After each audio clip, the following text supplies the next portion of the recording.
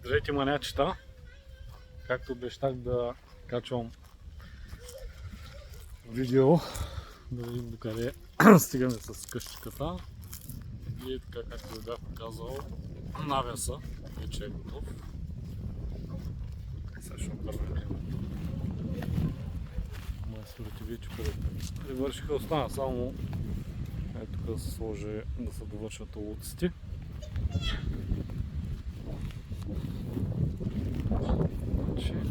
Тук го снадихме единия с другия покрив. Подпъхнаха ламарика отдолу, сложиха да не тече. Стана си добре. Обаче материала, който вземахме, беше изключително крив. Всички греди са една с една нямаше. Но няма как. Просто няма да има проблем, понеже нали, ние с кермидия, така го направихме с USB 11 мм и с битумна кермида го наковахме, за да стане. Тук тази част съчихме така да се преградим, за да ни пръска когато вали. Все пак се изсушим, мисля, че се получи добре. Има още довършителни работи, да се лакират гредичките, тук да се направят тия неща. Още не съм решил как ще ги запълня. Ако някой има някаква идея, може да пише в коментари. Аз мисля да продължа с студиопор и да си го дозамажа. Друго не виждам как ще стане. Не е най-професионалното изпълнение, но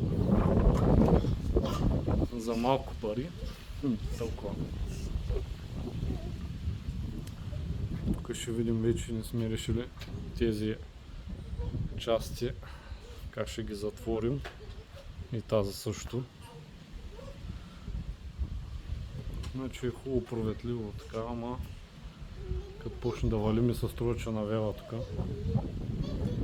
Така, тук следва да не сме решили още каква настилка ще направим, понеже майсторите пред тук се оставиха ръцете. Гледайте какво става. Сега ще трябва наново всичко да се преправя. Така, другото, което от ВИК-то най-сетне се сетиха да дойдат, да ни прекарат водата и се наложи да не копаем навънка, а ще сложим водомера вътре. Като реших да изкопая така дупка, тук ще вкарат водомера и тук ще се направи някакъв капак, така да се отваря. Вече зависи на подовата настилка как ще е. И от тук вече се разпределят тръбите. Ще има дупка тук в тази стена. Ще излиза ето тук, понеже тук ще ми е кухнята. И ето ги тръбите за вътре вече за самата баня. Мръсното каналче където е и горе ще видим вече майсторите как ще го свържа, да може да отива вода и в банята. Добре, че не направих подовете, защото сега са кърти всичко наново. Тук са боядисахме стените, всичко е тотално наново за боядисване. Е, така става. Е така, като се бърза, ето и става. Всичко стана дармадан. Важното да стане. И това предстои, ще направя пак още едно видео, тук като поправим. Отвътре като направя капака, може да направим пак едно видео да снимаме. Нова придобивка е батут за децата.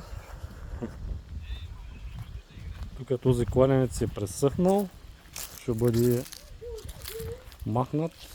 По-скоро е тази част ще бъде изкъртена, вкарана вътре. Това също ще се направи едно като появче, мисля.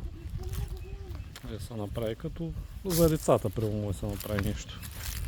И следващото, което ще почва да се прави, ето тази част, където са тия неща, ще се измахат всичките. Предният собственик тук беше тръгнал да прави някакви неща. Имаме пояс направен, т.е. е започнато до някъде. И тук това ще го доизкъртя. Дори мисля, това е външна туалетна. Много е запазена, с видими да я съборя. Ще видим какво ще направим ние. И така, значи го мисля от тук до тук да направя две стаечки. Две стаечки малки. Като ще бъдат разделени, ето и тук е така, къде пак е повечето. Така, значи, тук примерно ще бъде от тук до тук едната стаечка. С една малка вратичка, примерно от тук. И вътре просто едно легло.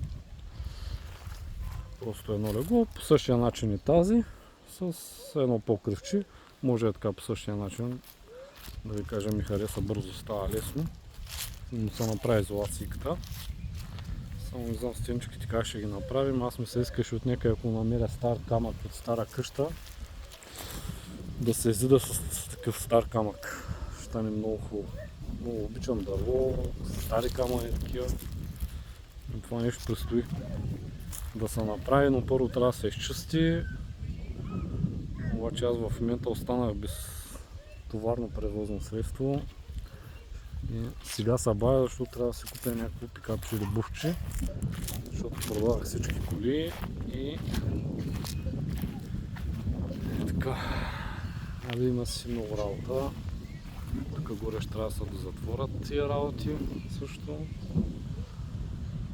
Реграса тотално изгоря, защото нямаме вода да поливаме.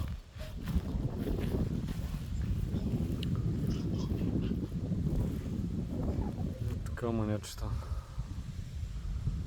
Това е, до тук сме в момента.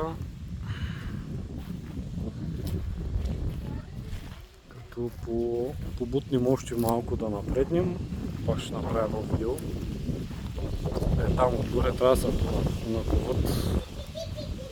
Майстора ще ги донакове да не се мяткат. Така, отгоре ги е наковал. Защото пак тук предните майстори го бяха оставили, не бяха наковали. Сегашният майстор ги накова. И така, тук люката трябва да се добетонира. Този батут да им къде ще го позиционираме най-добре. Тук ще купим, ще направим по-големи маси с столови. Понеже този имот описаме да го отдаваме под наем за нощувки и за рождени дни, понеже е много близко до нашия град. А тук в нашия град почти няма къде да си направиш примерно рожден ден, някакво парти или детски рожден ден. Тук мисля, че ще бъде идеално. Тук с една голяма маса, да се запали барбекюто, да се поканите гости, да си хапнете, да си пинете, тук да си пуснете децата. Тук ще се да го прави, ще се изчисти. Говорим тук поне още една година работа ще има тук да станат тия неща. За да се отдава, вътре има да се прави, тук горе също горната стая, тия стъпала трябва да се дооправят. Тотално неграмотно направени, просто не знам какво ще прави с тях. Е така. Предните майстори тръгнаха да правят парите напред. Никога не давайте на майстори пари напред. 2000 лева ме завлякаха. 2000 лева батко, ще свършим работа на батко. Накрая от външната страна си шпаковките и т.н. се прави ги сам. Пари напред никога. И така, манячета. Като понапреднем още малко, ще направим ново видео. Чао, благодаря, всичко добро.